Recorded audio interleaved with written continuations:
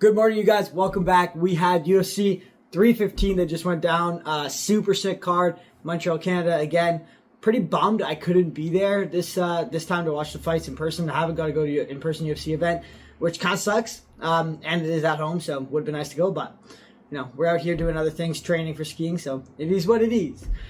This was actually a really good fight card. I didn't think it was going to be as good as I thought it would. I wouldn't be upset for paying like $400 for a ticket for this fight card. It turned out pretty good. I wasn't like, it wasn't a 10 out of 10, but it was up there. I would give it a solid 7.5, 8.5 out of 10. So it was a good fight card because a lot of the fights delivered, which is what you want to see. And also a lot of the Canadians delivered on home soil. So, and not in like they just had a close decision vibe or something like that. Like, they were good fights and there were some really good finishes. We're going to start off. I'm going to break down all the fights, go over kind of the recap of the events. We're doing this for every fight card, and we're throwing in some predictions here and there for some of the better cards. So right off the bat, we're going to start at the top of the card this time because we haven't done that yet, and we're going to start with Belal Muhammad versus Jack Della Maddalena. So honestly, coming into this fight, I had picked Jack to win. It was a tough fight to pick. In my opinion, I saw Jack getting up from like these takedowns. Like, not everyone. I didn't think he would get up this good. He got up so good from all the takedowns. His grappling looked great. But I saw what he would do when he gets back up. In my mind, coming into this fight was, once he's going to get back up, he's going to be looking to cause damage. And he's going to be, he's not afraid to grit down in the pocket with Belal when he is trying to get separation and throw some big shots. And that's exactly what he did, and he looked great. His striking on the outside was, incredible. Really good head movement. Really, really present in the cage. He was really focused. You could tell he was just he was in the present moment, especially after the first round, the second to fifth round. He seemed like pretty much just in a flow state the whole time. And his striking looked really good, keeping Belal on the outside. And then whenever it got to the grappling or defense, he was able to get up from every position, even being flattened out on his back. And he was able to, create distance and separate again. It was a really, really good fight from Jack Della Maddalena. I didn't think his grappling would look quite that good, but it looked very, very good. There's a couple of reasons why I think it looked that good. I think Belal honestly didn't fight very smart in this fight. We can all say the same thing. It wasn't Belal's best decision to try to strike with Jack Della Maddalena for the majority of the fight. I will give Belal this. His striking looked actually quite good, and he was catching Jack. He hit Jack with some really good shots, some really big shots, and his striking looked good. His striking was good, but it wasn't at Jack's level. Like, Jack's level was up here, Belal's was down here. And even if his striking looked good, he was still losing the rounds.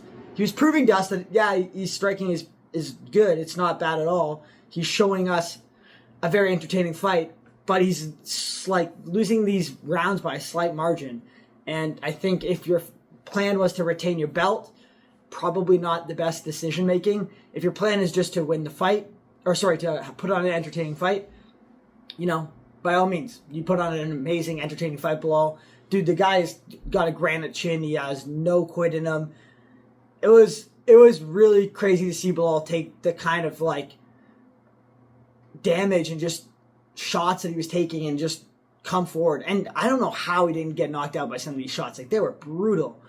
And he's just eating them all on his, big ass nose and coming forward and just throwing bombs back. So really, really, really impressive stuff.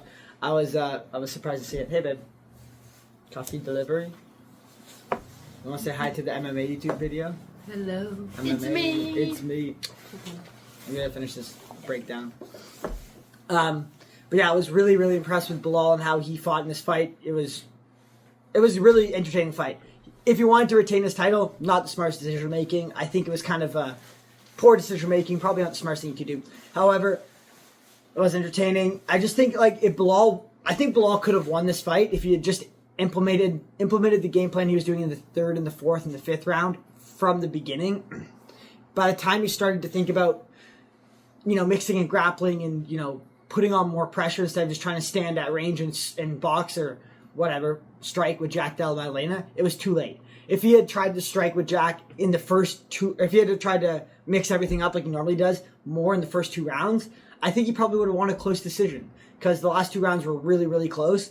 And, I mean, Jack did a great job, but I honestly think if Bilal just mixed it up more with the takedowns in the beginning and just made it a little bit more grimier from the very start, he might have snuck one of those first 2 rounds, and then it might have swung the other way. It might have been 48-47 Bilal. So it is what it is. But Jack looked great. Very, very entertaining fighter. Great grappling. His grappling looked amazing getting up from all the takedowns, and his striking looked really, really good, and he has no quit in him. I thought actually Jack in the 5th round could have finished the fight against Bilal. He had Bilal so hurt in the 5th, and honestly, he just he kind of clinched him up against the fence and kind of slowed that momentum.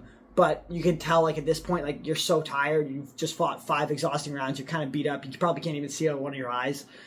Jack's one eye was actually pretty messed up, and I mean, I think if he just kept teeing off on him there, he might have got Bilal out of there, because he had him so hurt with body shots and ups. He was going to the body, he was going up top.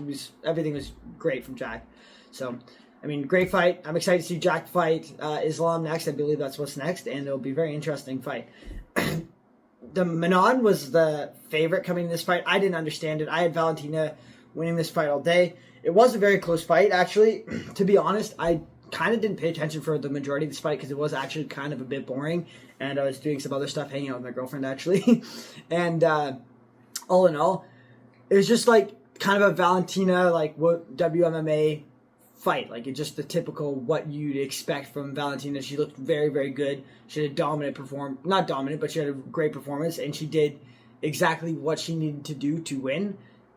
We're used to seeing it out of Valentina, and it was really good. I thought one thing that she was doing really good was she was standing at southpaw against Manon Fiorot, who is a southpaw, and she was really, really lighting her up with not even a lead jab or double jab. It was kind of a lead double jab check hook. It's in between a check hook and a double jab. She was just putting it out there, but with super stiff. And the first 2 rounds I watched, that was landing all day against Manon. She wasn't going straight down the pipe with it. She was kind of hooking it in a bit as she was stepping forward, just really stiff double jab from the southpaw, and it was doing a lot of damage, keeping Manon at distance.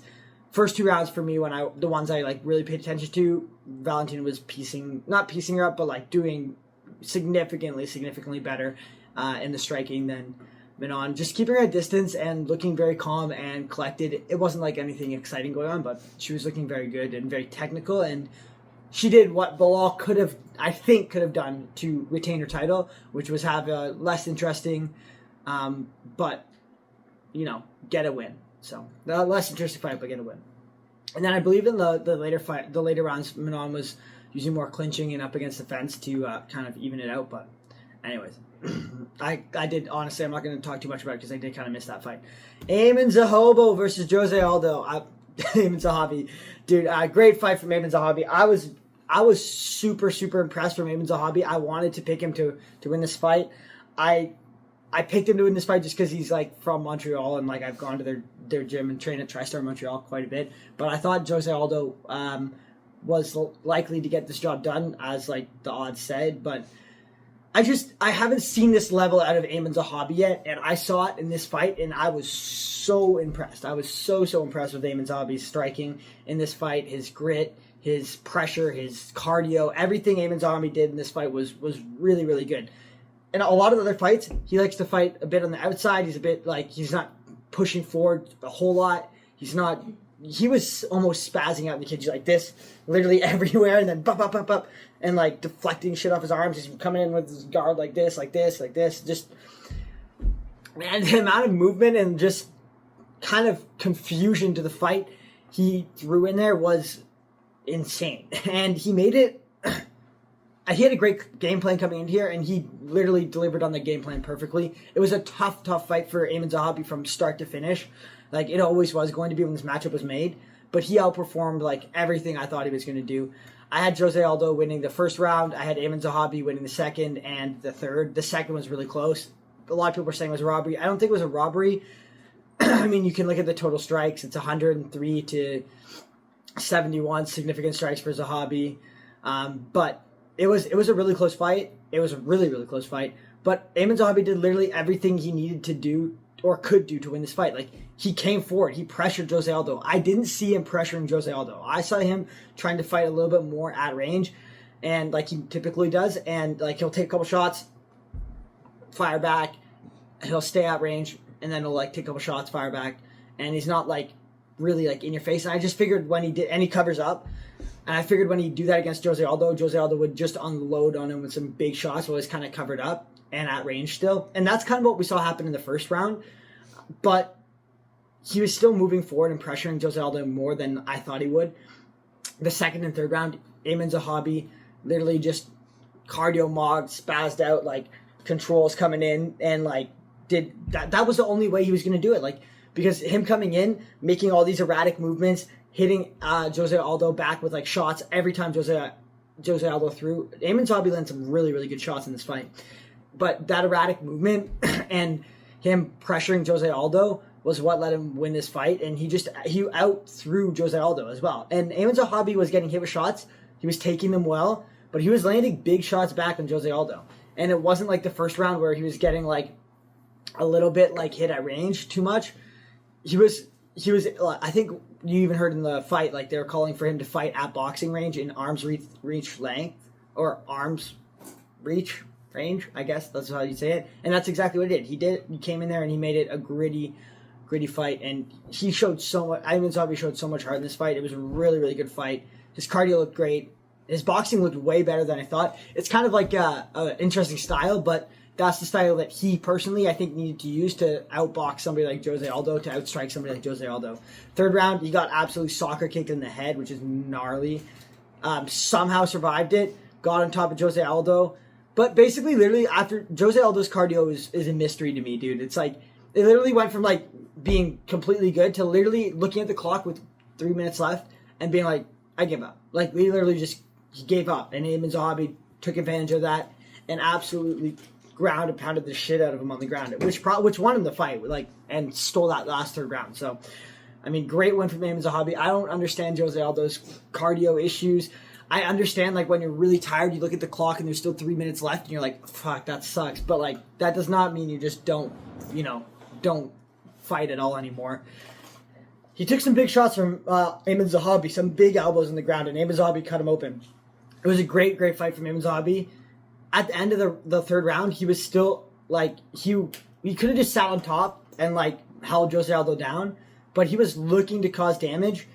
And I think if he didn't land those elbows and didn't cause that damage in the fight, he might not have won. So I'm really impressed with Aiemann Zahabi's fight here. You can call it a robbery if you want. I thought it was the last 2 rounds Aiemann Zahabi, so that's just me. I thought it was a really good fight. Natalia Silva versus Alexa Grasso. This was a good fight too. Natalia Silva looked really good. I don't remember her fighting style for some reason coming into this fight, but she's kind of just like very jerky on the outside. She did a really good job of staying like away from the fence against Alexa Grasso. Alexa Grasso was trying to, kind of cut her off against the fence, and she just had no luck. Natalia Silva's striking was better than Alexa Grasso's, which I didn't think was going to happen. She was switching stances super well. She was mixing lots of kicks. Alexa Grasso was trying to pressure forward with boxing, but she was getting hit with some big shots. And you can see in the second and third round, she just decided to eat those shots and try to fire back against Natalia Silva in the pocket. Take 2 or 3 shots to give like 1 or 2 back. But it just ended up being that like Alexa Grasso couldn't get to Natalia Silva. She couldn't close the distance against Natalia Silva. Natalia Silva was doing a great job of not getting caught against the octagon and outstriking her range. So great win from Natalia Silva. She looked good in this fight. Benoit Saint Denis versus Kyle Prepolek. Kyle Prepolek impressed me. I thought it was going to be more of a one-sided fight. It was still a one-sided fight, don't get me wrong. But I thought after that first round, like Benoit Saint Denis pretty much standing on the feet, it was like Benoit's not the best out on the feet against people like a striker, I guess, in general. Like he's good, but he's not like he's chin up. He's a little bit. I know he was trying to like go God of War mode. He was saying like coming into the second round to finish the fight and give the fans entertainment, which we totally respect. But I thought he looked a little bit sloppier in the striking, especially against a guy like Prepolek. But Prepolek did a great job of gritting it out, taking the shots he needed to throw some big shots and land some big shots back against against Benoit Saint Denis. First round, Benoit literally just took him down and held him there pretty much the whole round. Second round, they were striking for the majority of the round until Benoit got the submission, and Prepolek was landing some big shots on Benoit Saint Denis. Benoit was landing some big shots at Prepolek, but so was Kyle Prepolek. He was hitting Benoit back. I would not be surprised if they just had a purely stand-up fight for 3 rounds. I wouldn't be surprised if Prepolek got a KO in there. Like, it could happen. Benoit could easily too, but it could easily have happened that he got a KO in there. But Benoit eventually just, took him down and submitted him. Prepolek, his grappling was good. His grappling defense was good at the beginning, but it was not near Benoit's level. So, but minus 1,600 odds is crazy. Mike Malott, especially for how that fight played out. Mike Malott versus Charles Radke. I called this one too. I had Mike Malott. Quite a bit of people called had Charles Radke coming into this fight. I just think Mike Malott's a really good fighter. I think everybody was going off his last fight with Neil Magny, where he kind of, I don't want to say gave up, but he was he dominated the fight up until the 3rd round and then literally let the fight slip away from him in 10 seconds, which, probably shouldn't have done. And then his fight after that, where he had kind of a very boring decision win over his last opponent. I forget who it was for some reason, but I just think the one fight against Neil Magny was kind of a very much a learning experience. He won't ever make that mistake again where, there's, you're 10 seconds left and you don't need to submit or you don't need to just ball up and let yourself get hit there. I think he understands that now. And I think his first fight back after a loss was just I can't lose. I can't lose 2 in a row. And he just did everything he could to make sure he won. Not going for a finish, just making sure he won a decision no matter what. And I had a feeling coming into this fight that he was going to try to put on a more entertaining fight and try to finish the fight. People are thinking Mike Malott is just goes to decisions after his last fight, but Mike Malott finishes almost everybody he's fought against, at least in the UFC. So he KO'd the shit out of Charles Radke with a beautiful, beautiful shot. First round was pretty close, but Mike Malott was still looking better in the striking at range and stuff like that. Second round, he just clapped Charles Radke. So great win for Mike Malott. That's a huge win for him at home in exciting fashion against Charles Radke. Great knockout. So he's on the up and up. Jasmine Jasudavicius looked amazing against Jessica Andrade. I got this one wrong. I thought Andrade would do better against Jasmine in the grappling. Not even close. Jasmine literally, once she got the chance to take her down, took her down, held her there, and submitted her. She's a real contender. She's really, really good. I thought that maybe Jessica would be a bit strong for her, but I always so forgot how small Jessica was for a flyweight, and Jasmine's a pretty big flyweight. So, great win from Jessica. Modestas Bukauskas versus Kutalaba. I kind of missed this one. I wasn't paying super close attention, but from what I watched and what I listened to on the broadcast and what I kind of have heard, it was it seemed like it should have been all Kutalaba, or Kutalaba should have won, and it was a pretty bad decision. You look at the total strikes, it's 121 to 52, and significant strikes you're even for Kutalaba. What I watched in the fight, Kutalaba was the guy that was, pressing forward, landing more strikes, and hitting Bukauskas more. So I thought Kutalaba had won, but it is what it is. Navajo Sterling versus Ivan Ursulin. I actually missed this fight, but Navajo Sterling apparently had a good decision win. 3rd round was putting it on Ivan Ursulin, trying to get a finish, but couldn't quite get it. But I'm not going to break that one down because I didn't see that one. I was at dinner. Marc-Andre Barriault versus Bruno Silva. Dude, Marc-Andre Barriault, every time he fights, he impresses me more and more. That was a really good fight from Marc-Andre Barriault. He looked great in it. Marc-Andre Barriault is not a guy you want to fight. He's that guy in the gym that you just know if you're going to do grappling rounds, you're going to go striking with him. Everything that they do hurts. They're just going to be very strong. They're just going to... It's just a grueling time to train with somebody like that, spar with somebody like that. You just know that they're gritty, they're just violent, and they're just you all know these kind of bruiser type people, marauders, as Lucas Tracy would say. And he's a marauder of all marauders, and he's just gonna cause damage everywhere he goes. Whether he's just grinding up against the fence, it's not not going to feel good. He hit Bruno Silva with some really, really, really crazy elbows. Not crazy elbows, but like really nice elbows up against the fence. I think they split his head open, which is pretty gnarly, or cracked his skull. He was KO'd and he was out for a long time, so I hope Bruno Silva's okay. Great win for Marc-Andre Barriault. Early finish in the fight, in his home crowd, like, got a performance tonight. Really, really, really, really good. He looked great. And it just goes to show you, a lot of people, like, they're grinding up against the fence, like, grappling up against the fence. A lot of people don't want to throw these shots, those short elbows, these gritty stuff, the, like, elbow strikes, the shoulder strikes. You have to, because sometimes it's a shot that drops somebody like that, or finishes the fight. Like, you wouldn't think that these short little elbows like this is going to be enough to finish a fight always, but sometimes it is, and it all fucking hurts, and all of it hurts. Like, especially when you're somebody like Marc-Andre Barriault who's doing it, all of it hurts, and especially at middleweight when you're such a big guy like Mark. Like, Mark is just, he's kind of a tank, so no matter what, those short elbows are gonna really hurt. And he did a great job in this fight. Daniel Santos versus Jung Young Lee. I thought Jung Young Lee was gonna win. His striking looked a little better than Daniel Santos's in the first round, but Daniel Santos's boxing as the fight went on looked really, really good.